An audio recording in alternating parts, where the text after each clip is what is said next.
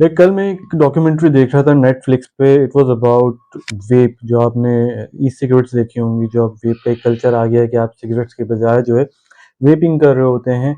अच्छा, वेपिंग थोड़े 2005 या इससे पहले से चल रही थी, बट ई सिगरेट्स जो चल रही थी, मगर इसके अंदर जो टेक्नोलॉजिकल चेंज आया, जिसके अंदर वो सॉल्ट निक आया, और सॉल्ट निक क्या था, किस तरह लोगों ने इसको हाथों हाथ लिया, वो एक सिगरेट का मुतबादिल बन गया, क्योंकि उसके अंदर निकोटीन था वैसे ही।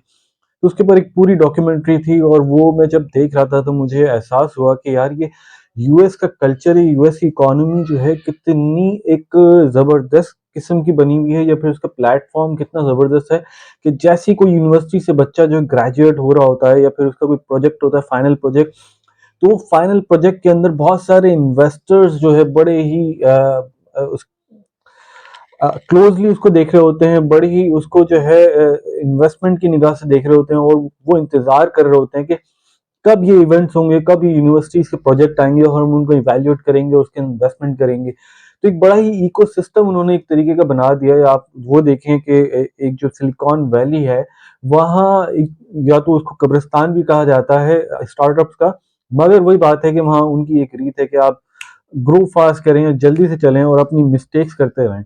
ठीक है? तो वजह क्या है उसकी कि आप अगर मिस्टेक्स नहीं करेंगे, आप इससे सीखेंगे नहीं, जब तक आप टूटेंगे नहीं, जब तक आप आपको जो लॉस नहीं होगा, जब तक आपके प्रोजेक्ट्स फेल नहीं होंगे, तब तक आप जो है प्रॉफिट की तरफ नहीं जा सकते, तब तक आप कामयाबी की तरफ नहीं जा सकते। ये उनका एक इकोसिस्टम बना हुआ है। यूनिवर्सिटी के थ्रू ये सारी रिसर्च होती है, डेवलपमेंट होती है, वहाँ इन्वेस्टमेंट की जाती है, वहाँ लोगों को, बच्चों से कनेक्ट किया जाता है। अच्छा, मैं एक मिफ्ता इस्माइल का थोड़े अरसे पहले का एक इंटरव्यू देख रहा था। वो पिन पॉइंट करते हैं अबाउट द पाकिस्तानी इकोनॉमी कि आप ये देखेंगे, जब से पाकिस्तान बना है तब से अब तक कौन से लोग अमीर हैं। तो उन्होंने ये बातें बावर करवाई कि जो पहले अमीर था वो ही अब भी अमीर है। बहुत ही कम लोग आप देखेंगे कि वो मल्टी बिलियनियर बन सके हैं पाकिस्तान में। उसकी एक वजह है कि यहाँ जो कल्चर है वो रिस्क अवर्स है, मतलब वो रिस्क लेना ही नहीं चाहता। यहाँ के इन्वेस्टर्स को एक तो कह लें कि उनको खून लगा हुआ है, क्योंकि वो ऐसी ब्लैकमेलिंग वाली इन्वेस्टमेंट करते हैं, या फिर उनके कारोबार इस तरह ब्लैकमेलिंग के, उनको पैसा इस तरह ब्लैक का मिल रहा है कि उनको ज़रूरत ही नहीं है किसी इन्वेस्टमेंट की, कहीं नए वेंचर ढूंढने की, कोई नई टेक्नोलॉजी में इन्वेस्ट करने की, कोई यूनिवर्सिटीज़ में जाने की कि वहाँ से कोई वो वेंचर उठाएं, वहाँ से कोई जो है नया वेंचर स्टार्ट करें, किसी नए आइडिया को प्रमोट करें। उनको वैसे ही बैठे बैठे जो है आपकी उन्होंने मिल्स लगाई हुई हैं, और वहाँ पर वो जब जॉब्स देते हैं, टैक्स देते हैं, तो वो कहते हैं कि यार हम टैक्स देंगे, हमें ये चीज़ें माफ़ कर दो, हमारे कर्जे माफ़ कर दो, हमारे टैक्स माफ़ कर दो। मैंने आपको एक वीडियो में बताया भी था कि कैसे इन्वेस्टर्स टैक्स नहीं देते, कैसे बिजनेसमैन जो है अपना टैक्स बचाते हैं लीगली, और हम जो एक जॉब करने वाले होते हैं वो टैक्स पे कर रहे होते हैं। दूसरी बात कि ये जो पाकिस्तान का एनवायरनमेंट है, ये बिल्कुल भी साजगार नहीं है इन्वेस्टमेंट के लिए। यूनिवर्सिटीज़ का तो हाल ये है कि मैं जब बच्चा था और जब बड़ा हो रहा था और यूनिवर्सिटीज़ के मेरे दौर आए, तो मैं ये सोचता था कि यार, ये यूनिवर्सिटीज़ जो है शायद ये सीख के हमें जॉब करना ही सिखाती हैं। मैं एक गेम खेलता था जिसका नाम था एज ऑफ एम्पायर और एज ऑफ माइथोलॉजी, और ये किंग्स एज। ये गेम जो थे, इसके अंदर यूनिवर्सिटीज़ बनाई जाती थी, छोटे-छोटे टारगेटेड गेम्स होते थे, इसको कहते थे हम स्ट्रैटेजिक गेम। तो उसके अंदर जब यूनिवर्सिटी बनाते थे, तो यूनिवर्सिटीज़ बनाने के बाद we we become capable of manufacturing different type of weapons, different type of technology. मैं सोचता था यार, यूनिवर्सिटी से इसका क्या ताल्लुक है, क्योंकि मैं इसको कनेक्ट ही नहीं कर पाता था अपनी पाकिस्तानी यूनिवर्सिटीज़ से, कि पाकिस्तानी यूनिवर्सिटीज़ तो ऐसा कुछ करती ही नहीं। पाकिस्तानी यूनिवर्सिटीज़ तो शायद सिर्फ़ और सिर्फ़ एक इंडिविजुअल पैदा करती हैं जो जाके जॉब करता है, पाकिस्तानी इंडस्ट्री के साथ अपना लिंक जोड़ता है, वो एक लंबी जॉब करता है, जीता है, बच्चे पैदा करता है, कमाता है, और एक छोटा मकान और गाड़ी बनाता है और मर जाता है। तो हमारे तो यूनिवर्सिटी का ये हाल है कि हमारे बच्चे वो कोर्स ढूंढते हैं जहाँ पे उनको रेडिली जॉब अवेलेबल हो, या रेडिली वो काम करने के लायक हो जाए, उसकी डिमांड हो मार्केट में। ये नहीं सोचते कि यार, आगे कौन सी टेक्नोलॉजी आने वाली है, या फिर हम किस लिए अपने आप को प्रिपेयर करें, कौन सी ऐसी चीज़ ईजाद करें जो यूनिवर्सिटीज़ में जाकर, जो कि आगे हम उसका बिजनेस कर सकें। यूनिवर्सिटीज़ बिजनेस बनाती हैं, बिगाड़ती हैं, मगर कौन से ममालिक में, जो कि डेवलप कंट्रीज हैं। पाकिस्तान में ये एक बिल्कुल डिफरेंट किरदार है जो कि समझ से बाहर है कि इस तरह क्यों है। बट ये हुकूमत के साथ साथ एक मैं ज़रूर कहूँगा कि इन्वेस्टर्स जो कि एक बहुत बड़ा स्टेक होल्डर है इसके अंदर, जो कि बिल्कुल रिस्क अवर्स है, उसको पता ही नहीं है यूनिवर्सिटी से क्या ताल्लुक है, उसको इतना पैसा मिल रहा है, बैठे बिठाए इतना पैसा मिल रहा है, ब्लैक में वो इतने पैसे कमा रहा है, टैक्स बचा के इतने पैसे कमा रहा है कि उसको इन चीज़ों की ज़रूरत ही नहीं कि मार्केट में कोई नया प्रोडक्ट लाया जाए, कोई नई टेक्नोलॉजी, कोई नई सर्विस लाई जाए जिससे जो है जिंदगियां आसान बनाई जाए लोगों की, जिससे जो है एक्सपोर्ट की जाए। सॉफ्टवेयर इंडस्ट्री थोड़ा बहुत काम करती है, मगर वो भी आपको पता है कि वो भी इसी तरह काम करती है कि जब कुछ सॉफ्टवेयर आता है मार्केट में तो वही सोचती है कि यार इसका रेप्लिका बना के सस्ता बना के बेच दिया जाए, और वही हो रहा है पाकिस्तान में। सॉफ्टवेयर बने जा रहे हैं और बिक रहे हैं। चलें, ये थोड़ा एक सॉफ्टवेयर बेच के थोड़ा इकोनॉमी कमा रही है, मगर कोई इनोवेशन एटलीस्ट मुझे तो नजर नहीं आती है इस कंपनी में, इस कंट्री में। दूसरी बात कर लें, आज हमारा असल में मेन टॉपिक था एलन मस्क। एलन मस्क के बारे में हम बात करेंगे, उसकी थोड़ी सी बायोग्राफी डिस्कस करेंगे, किस लिए मशहूर है, क्या किया उसने ऐसे जिंदगी में जो कि हमारे पाकिस्तानी नहीं कर पाए। तो शुरू करते हैं। मेरा नाम है शुजात, मेरे इस चैनल नूडल अट पर आप लोगों का बहुत बहुत खुशामदीद। मैं अपने चैनल पे फाइनेंस रिलेटेड बात करता हूँ, टेक्नोलॉजिकल रिलेटेड, या फिर ऐसी चीज़ें जिससे हमें अपनी ज़िंदगी बेहतर बनाने का मौका मिले और हम किसी को कुछ सिखा सकें, अपने आप से कुछ सीख सकें, या फिर अपनी इस तालीमात से किसी को कुछ फ़ायदा दे सकें। तो अगर आपने मेरा चैनल सब्सक्राइब नहीं किया है तो अभी सब्सक्राइब कर लें और इसको शेयर कर दें या लाइक कर दें इस वीडियो को। एलन मस्क का मैं बताऊं, एलन मस्क एक साउथ अफ्रीका में पैदा हुआ था 1971 में। इसने अपनी इनिशियल तालीम वहीं हासिल की, फिर ये कनाडा गया, कनाडा के पास फिर ये यूएस शिफ्ट हुआ। मैं आपको बताऊं, बहुत सारे लोगों को मैंने देखा है कि वो ये यूएस जाते हैं। आप इनमें आर्नल्ड देख लें और बहुत सारे किरदार हैं। आर्नल्ड जो है आयरलैंड से गया था, तो ये बहुत सारे किरदार अपने आप को साबित करने के लिए, या फिर जो है अपने आप को प्रूव करने के लिए, या फिर जो है फेम पाने के लिए सारे यूएस जाते हैं। उसकी वजह ये कि यूएस जो है एक सेंटर ग्राउंड है for all these activities, for all the commercial activities, for the business activities. तो उनको एक बहुत बड़ा शेयर मिलता है, पैसों का भी शेयर मिलता है, फेम का भी शेयर मिलता है इन सारी चीज़ों में। तो वो भी यूएस गया और उसने जाके वहां पर पहला जो उसने बिजनेस किया, वही मैं बताना चाह रहा हूँ आपको कि देखिए माइंडसेट क्या बनाया जाता है बच्चों का। यहाँ यहूदियों का भी माइंडसेट ये बनाया जाता है कि यार आपको बिजनेस करना है, बिजनेस जिसके अंदर प्रॉफिट हो। देखिए आप जॉब जितनी भी कर लेते हैं, सही बात है, जॉब से आपको बहुत अच्छी इनकम मिल जाती है, but you will never become wealthier through doing this job.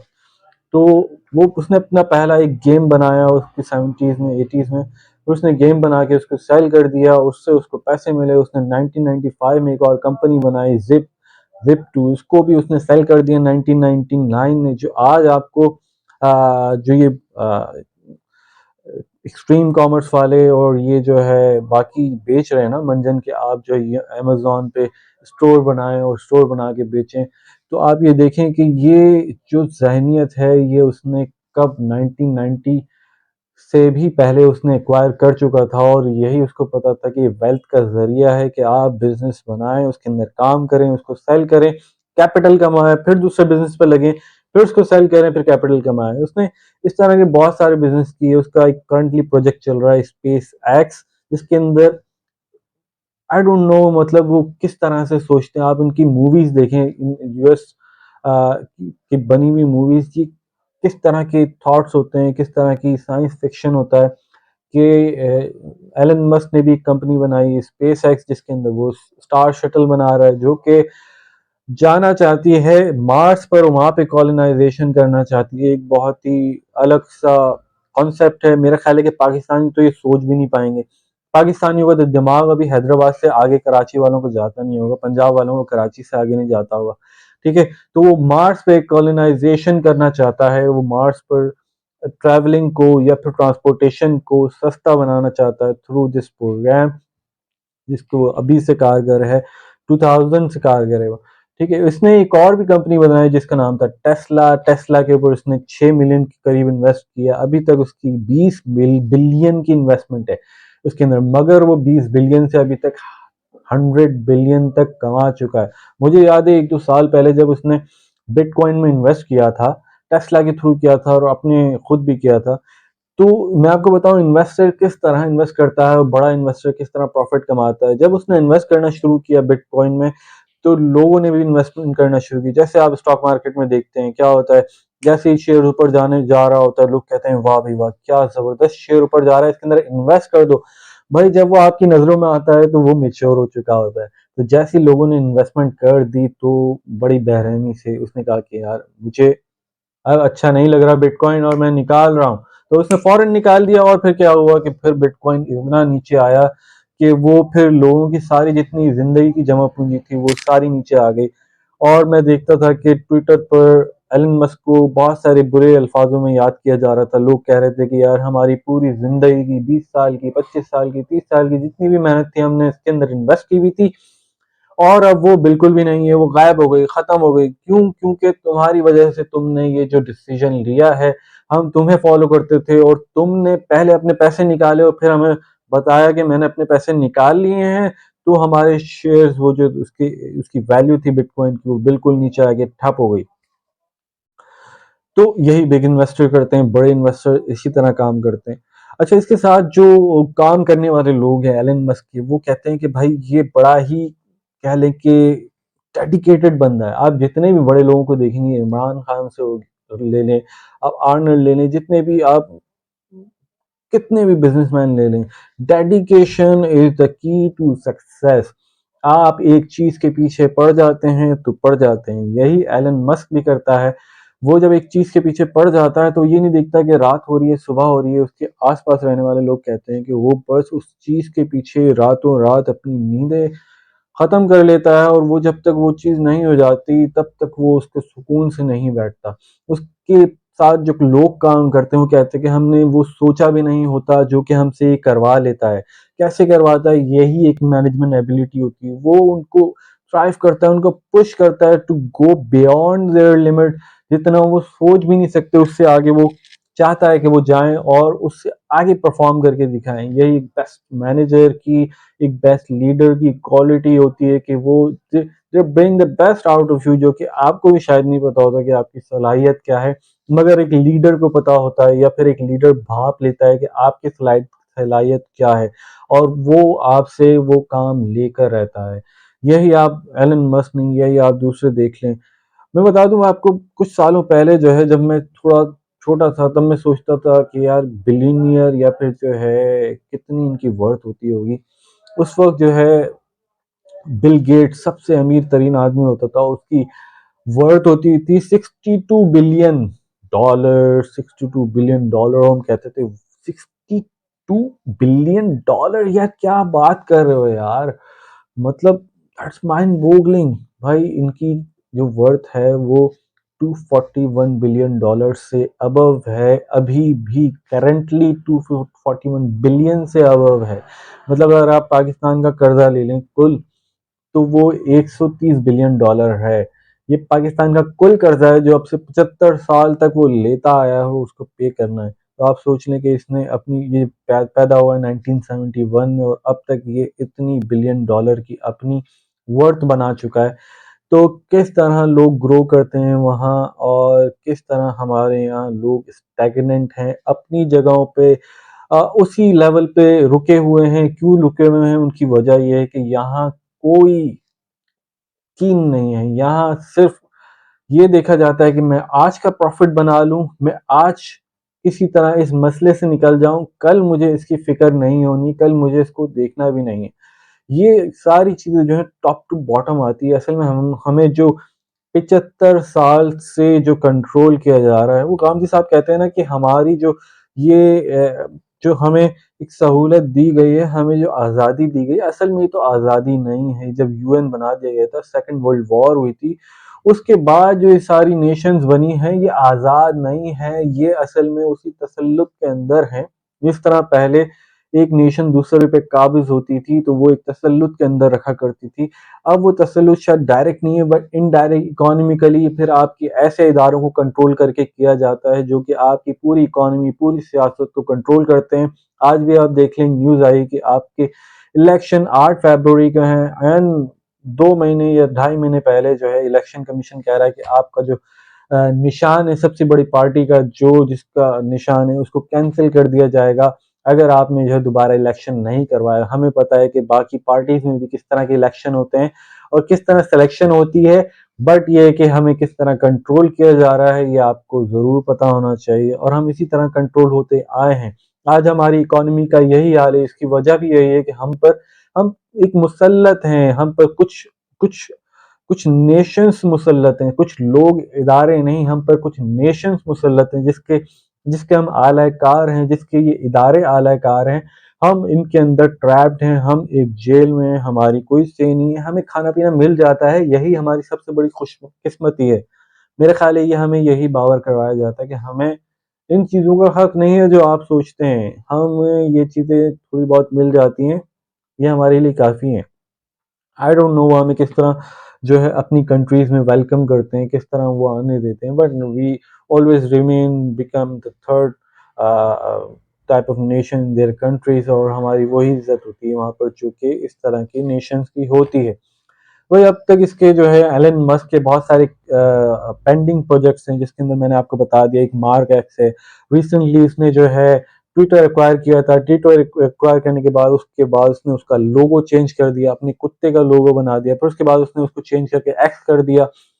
वो एक कहते हैं ना कि यार बैल को छोड़ दिया हो ना जंगल में तो वो सब कुछ तबाह करता है। वो आजकल इस तरह बिजनेस कम्युनिटी में इसी तरह का है, वो जो दिल चाहता है उसका वो चाहता है कि मैं सीईओ को कुत्ता बना दूं, कुत्ते को सीईओ बना दूं, तो वो कुत्ते को सीईओ बना देता है और सीईओ को कहता है कि चलो भाई घर जाओ, तुम किसी लायक नहीं हो।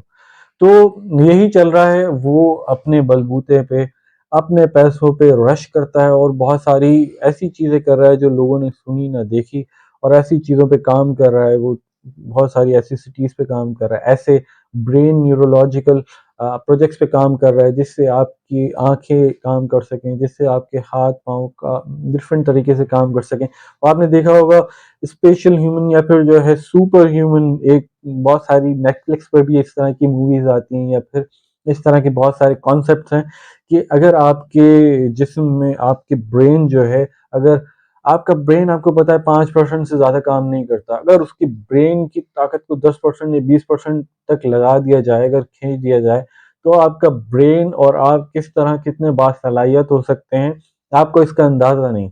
मतलब कहते हैं कि 10% काम करता था जो ब्रेन किसका अपने अपने आपके साइंटिस्ट का जिस और अगर आपका ब्रेन 20% तक काम करने लग जाए तो आप सोचें कि आप क्या कर सकते हैं दुनिया में, आप किस तरह का तहलका मचा सकते हैं, किस तरह की इनोवेशंस कर सकते हैं, क्या कुछ कर सकते हैं आप। तो इसी तरह के अनगिनत डिफरेंट प्रोजेक्ट्स कर रहा है Elon Musk, full of ambition, full of target oriented, full of adventure जो कि उसको चाहिए अपनी ज़िंदगी में। हमें क्या सीखने को मिलता है? हमें यही सीखने को मिलता है कि एक तो प्लीज़ अपनी स्किल्स पर, अपनी सोच पर थोड़ा-सा अपने आप को बेहतर बनाएँ। हमें उससे यही सीखने को मिलता है कि यार किस तरह बिज़नेस करना है, आपको खरीदना किस तरह है, बेचना किस तरह है, उसके ऊपर काम करके बिज़नेस के थ्रू ही अपनी आप वेल्थ बना सकते हैं। एक बिज़नेस से दूसरा बिज़नेस एक्वायर कर सकते हैं, दूसरे से तीसरा एक्वायर कर सकते हैं। और हमें क्या सीखने को मिलता है कि भाई never rest for the less, मतलब आपको अपनी ज़िंदगी में टेक्नोलॉजिकल या ज़हनी तौर पे कभी भी ये नहीं सोचना चाहिए कि यार बस ये स्टक हो गया, इससे तो आगे बढ़ा ही नहीं जा सकता। मतलब मार्क एक्स यार आई डोंट नो किस तरह का प्रोजेक्ट है कि वो मार्स पर कम्युनिटी बनाना चाहता है। आई डोंट नो यार, सोचे ज़रा। मतलब ये कहाँ ज़हन लेके जाता है, ये सोचने से पहले भी, इन्वेस्ट करने से पहले उसने कितना सोचा होगा। बट मैं आपको बताऊँ कि ऐसे ही पागल लोग, ऐसे ही जो बागी लोग होते हैं ये दुनिया को तब्दील करते हैं। ऐसे ही बागी लोग जो हैं दुनिया का जो है रुख तब्दील कर देते हैं। कभी-कभार जो है इन्हीं बागी लोगों की ज़रूरत होती है लोगों को। अगर तब्दील ना भी कर सकें तो अपने लिए जब ये मरते हैं तो मेरा ख़्याल है कि सुकून में रहते होंगे या फिर ये तो सोचते होंगे कि यार मेरी तरफ से जितना हो सका मैंने कर लिया, अब नई जनरेशन का काम है। तो अपना ख्याल रखिएगा, दुआ में याद रखिएगा। अल्लाह हाफ़िज़।